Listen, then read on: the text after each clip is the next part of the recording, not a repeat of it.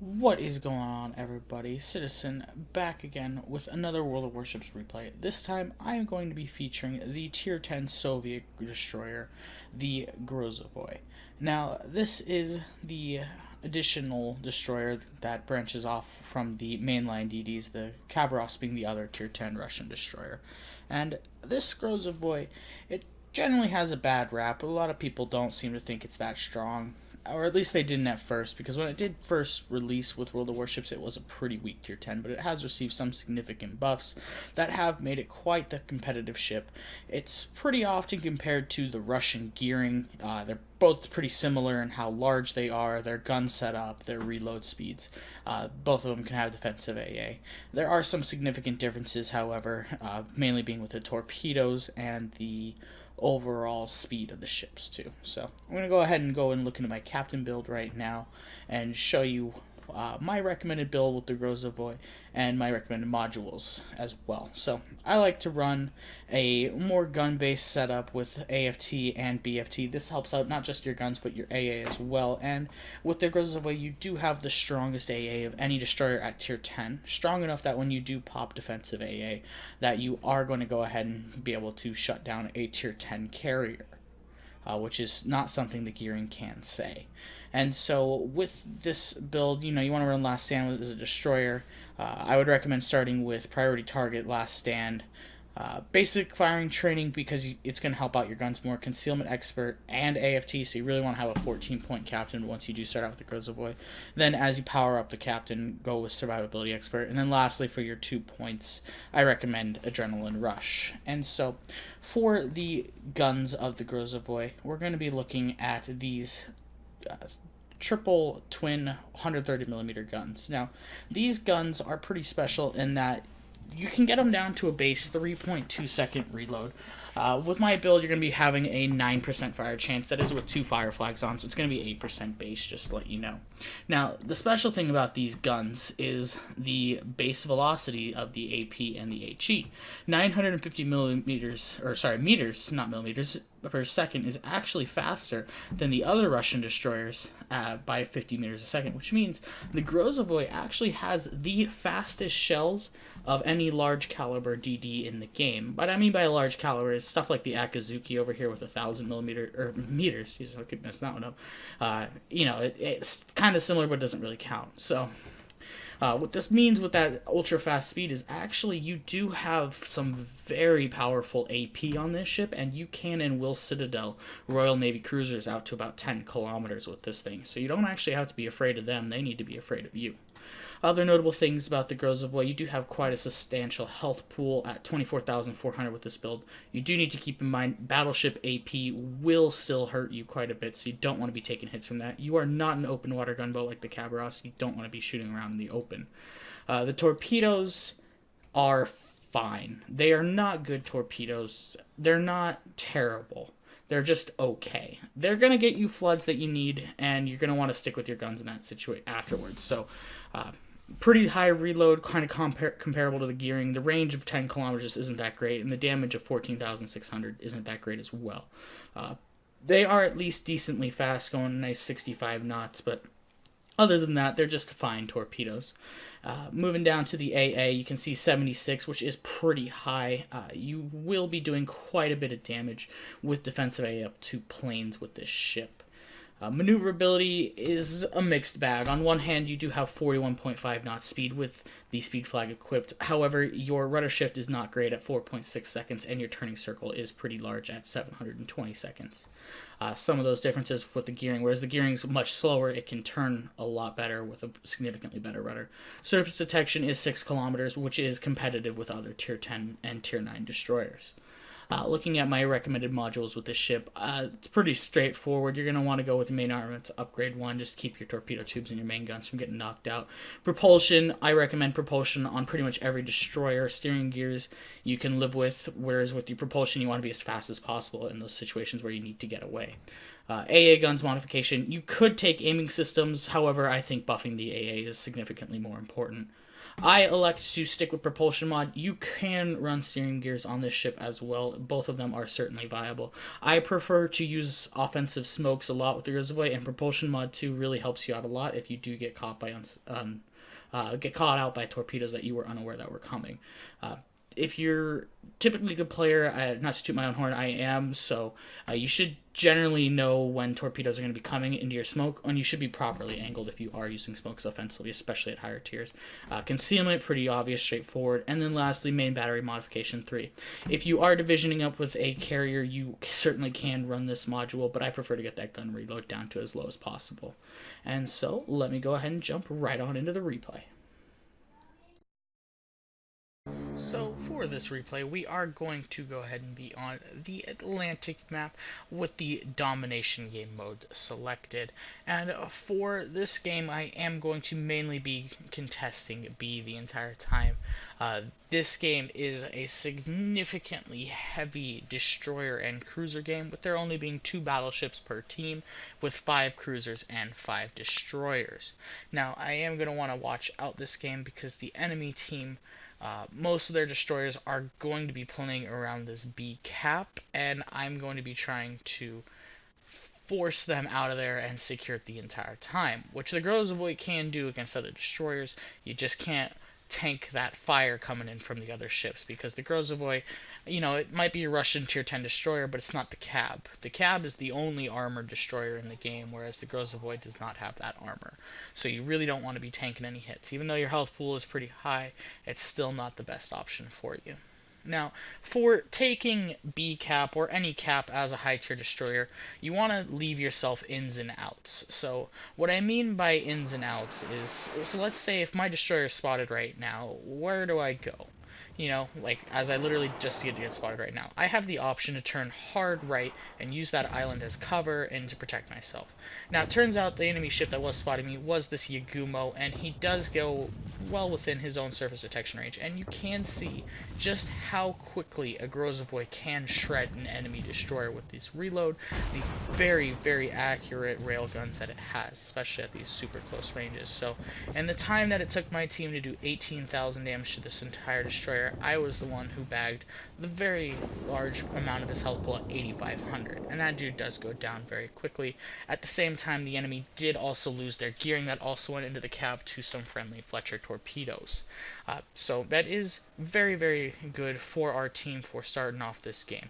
Now, I do come around and I am going to go into B, however, I am surprise radared. So instead of coming out in front of enemy guns, I decide to put the ship into full reverse stop and just use this island as cover while I am waiting out the radar.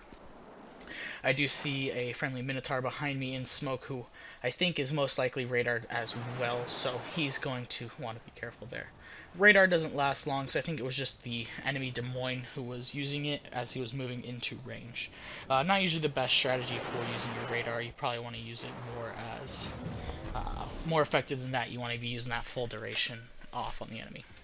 Enemy Pan-Asian Tier 9 destroyer shows up, the Chungmu.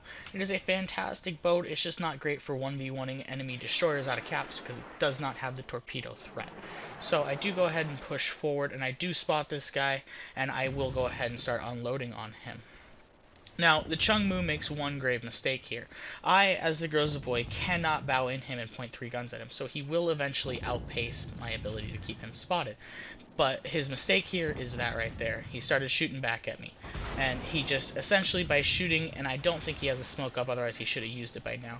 But by shooting, he basically gives himself up for death. So it looks like we're going to go ahead and knock him out. And so while my team has lost 1 cruiser, the enemy team is down 3 out of 5 of their DDs, so which is pretty great to start out with. I am taking quite a bit of fire from enemy ships behind me.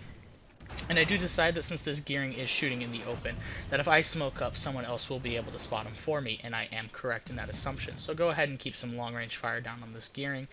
These shells, as they come in every 3 seconds, they do quite a bit of damage, so this gearing is going to be forced to use his own smoke to stop the amount of damage coming into him. Now, I decide that there's no point in sitting in my smoke if I'm not going to be using it. That's just asking myself to eat a torpedo. So what I am going to go ahead and do here in this case is leave my smoke. The enemy gearing does arrive, surprisingly, so I am going to go ahead and put the guns back on him and keep shooting. And so I will go ahead and keep shooting at this enemy gearing because he is without a smoke and he is shooting in the open, so he is going to remain spotted. So we do want to go ahead and try to get this DD out as soon as possible here. I don't get the kill there, but it's not that big of a deal. If you don't get the kill, there's no need to cry about it in this game. You did do the damage, and that's all that really matters. And so you can just see here that with the Grozovoi, that all of the damage that I've done this game has been to enemy destroyers that have attempted to get this cap from us. So that is quite a bit of damage just for doing only to destroyers, which does usually result in pretty high base XP. We do know where the last enemy destroyer is. He is that gearing right there, and I have decided that I do not want to charge a smoke screen because that is a terrible idea and it is a way to just ask to be torped. So what I decided to do is turn hard right and just kind of leave that smoke screen alone. He's not going to be hurting anyone because I do have that enemy Yamato pushing in, and I don't want to be getting too close to his guns. So I saw the gearing torps come in there. I was expecting a second set, and as I do turn out, I do get spotted here, which means it is the enemy gearing leaving that smoke screen. Now, I am not actually in a good position right now. It's not that I can't have this gunfight with the gearing. I can, but it's not a good idea for me to do so, because it will leave me on very low health, and that Yamato being so close does have the ability to really hurt me. So I decided to drop the torps on the enemy gearing because he doesn't have an out right now. He can't turn away. He has to straight line because he's not going to turn into me and get closer to my team. So those torps are very likely going to hit him, and as they did go ahead and knock him out, and I decided to stop shooting there. Now, for some reason, I will never know why this enemy Yamato decided that it was not in his best interest to shoot at the enemy tier 10 destroyer, which is me. I'll gladly take it. So I go ahead and go back into stealth, and I am going to open up fire once I do get my smoke back up on this enemy Yamato. You can see I did lose quite a bit of health in that exchange with the gearing from his guns and the enemy cruisers behind me. So again, the Grozovoi, while you have that really nice health pool, you are still vulnerable to being hurt. And so go ahead and use my smoke screen on this enemy Yamato, the turd motto as I like to nickname it. So I'm just going to go ahead and sit in the smoke screen for a little bit. The threat of torpedoes, now that all the enemy destroyers have been dealt with, is negligible because the enemy cruisers aren't going to be able to do anything about it. So might as well try to get some fires on this Yamato, go ahead and knock out their tier 10 battleship. And the Grozovoi does have that somewhat decent range of 13.2 kilometers for these guns. It could be better, like the tier 9 Tashkent and Udaloy do have better range, but I'm not going to cry over it because these guns are still very powerful. So just going to take advantage of this smoke. I did get hit by one of the enemy cruisers there, and I think it's because I was briefly spotted when I did open up fire. Little gameplay bug there where you do see an explosion for some reason off in the middle of nowhere.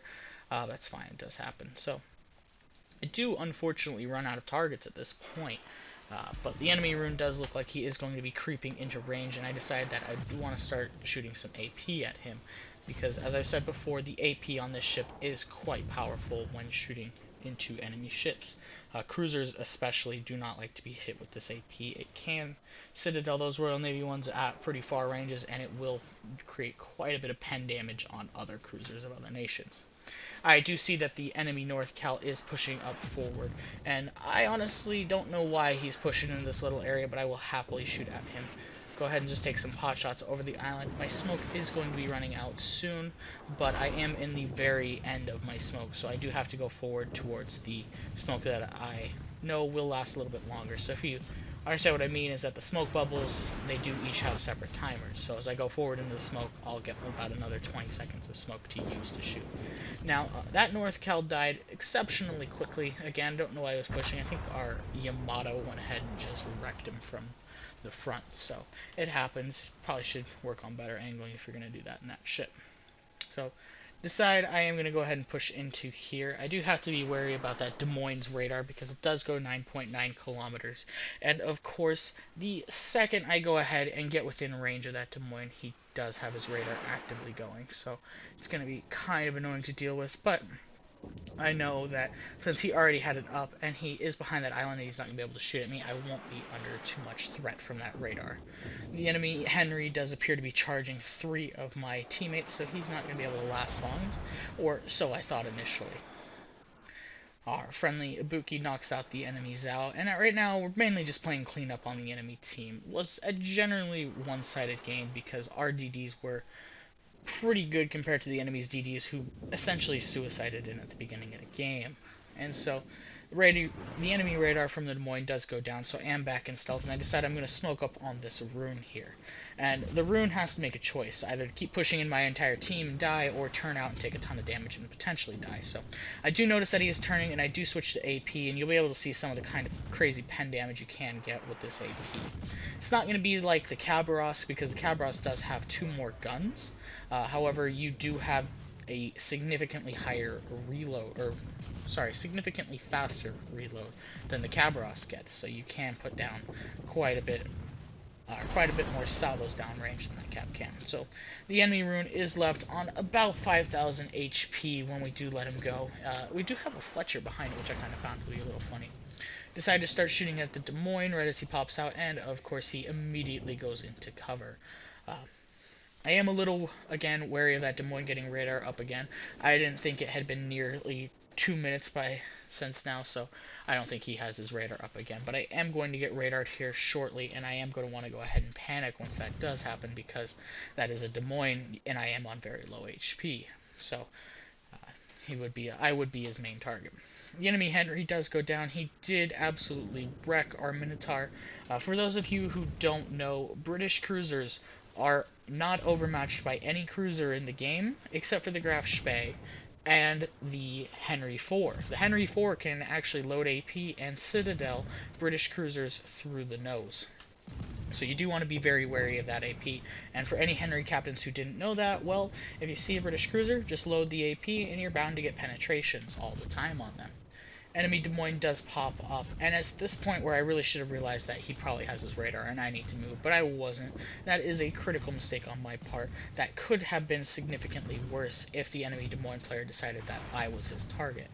It looks like he does have secondary that shoot at about 8.5 kilometers, and I don't really know why, but he does, so we're just going to have to accept it. Go ahead and do turn out and start running away. The enemy rune is going to keep shooting at me this entire time, which not as scary because he is pretty far away, and the Des Moines is still my biggest threat right now at this point. I do think about switching over to the rune before I realize that he is way too far outside of range. That's not something I'm going to be able to do. My friendly division mate, who goes ahead and snipes another one of my kills, because that's all he seems to be able to do, does clean it up for us. So that's going to pretty much be it for this replay. The enemy team is winding down on points. It's not the most impressive damage game, but I just wanted to show off how powerful the Grozovoi can be in destroyer gunboat battles.